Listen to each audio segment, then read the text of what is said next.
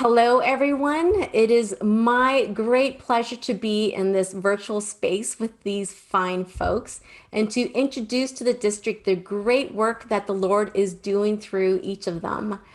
John and Amanda Huddle moved to NorCal with their family last summer to plant a new church in Oakland in the middle of the pandemic when Amanda was 8 months pregnant with their fifth child. And then two families from their former church in the Westchester neighborhood of Los Angeles heard the call for themselves as well and came up with them. We have Lindsay and Kelly Hill and Jenny and Kenaya Cerny. John and Amanda's adult son, Carlton, and his fiancee, Misty, moved up as well, and they are here at the table as well. So they have named their church Icon, which is a fascinating story in itself. And I encourage you, NorCal family, if you ever get the opportunity, ask them about it someday. So, hello, Huddles, Hills, and Cernies. Welcome to this conversation. Thank you. We are really excited to reestablish a Nazarene presence in Oakland. NorCal's very first district assembly was held in 1905 at the original Oakland Church on 9th and West. And you probably know this, but Oakland is the third largest city in NorCal with a population of over 425,000 people.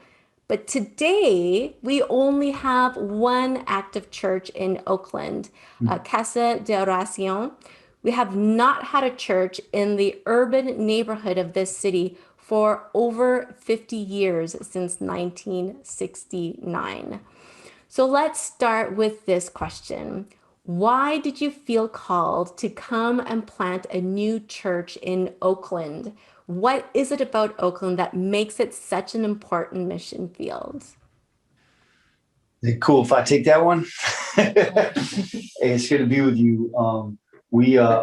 I never would have thought about Oakland without God making the invitation through our district superintendent, Albert, and through you as well, Christine, to our conversations when we came up and we prayer walked the area, the neighborhood. We are from Los Angeles. We love Los Angeles. We're all Los Angeles folks, and that was my central question: was what are we going to add that you don't already have going on here?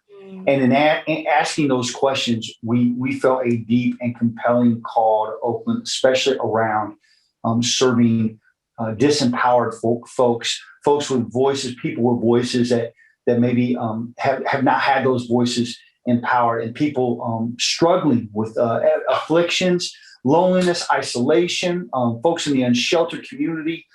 As we came up and we kind of prayer walked the city, we felt like it's not as big as LA.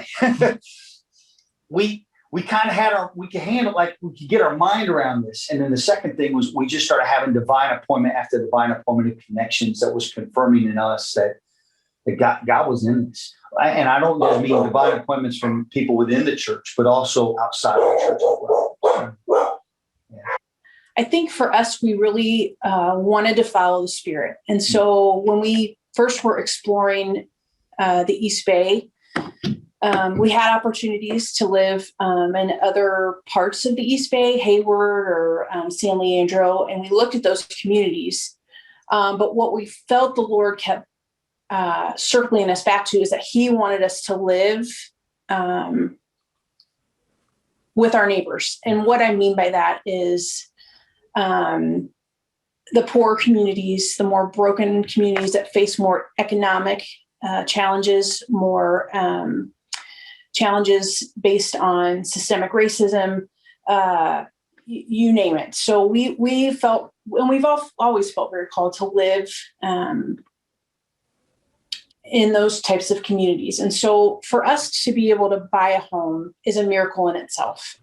Your team is also working to restart our Hayward First Church English ministry with a focus on serving the unsheltered population, which obviously all of you have such a heart for. Tell us about your work there. So we are building 12 homes in the back parking lot in partnership with Firm Foundations, which is another local church in Hayward. We're going to be working with Abode Services, which they're a nonprofit whose goal is to end homelessness by basically giving people homes and being legit about it. And we are excited to really facilitate community and more than just facilitate community, really just begin something new with these group of people who have not had steadfastness, a place to keep coming back to and land. And we're looking forward to just being a part of that. We're so excited about the Tiny Homes Initiative, really excited. There are also 3 other congregations that share space at Hayward First Church. We have Mana de Cielo with Pastor Julio Mena. Woo! We have Pastor Leotapo Tapalu, who is the pastor of Hayward Samoan. And then Yes. we have Pastor John Murdy, who leads the Jyoti Hindi Fellowship. So how would you describe the relationship between these 3 congregations and Icon? We love these congregations. So some of you have heard about the Hub ministry. It started there around this idea of infinite Christmas, where we're getting a truckload, a semi-truckload of Costco donations every week and other donations. And all 3 congregations have embraced this ministry, have welcomed it.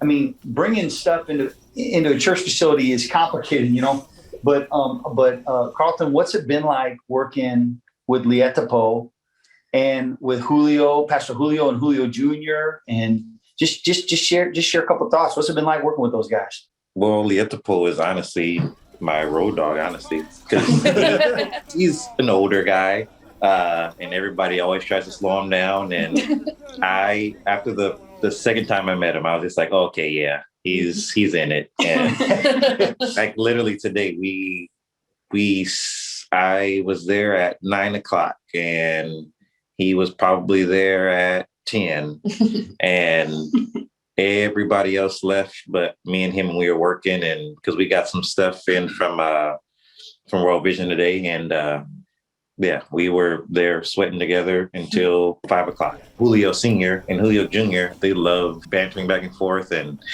it's always fun being around them. Yeah.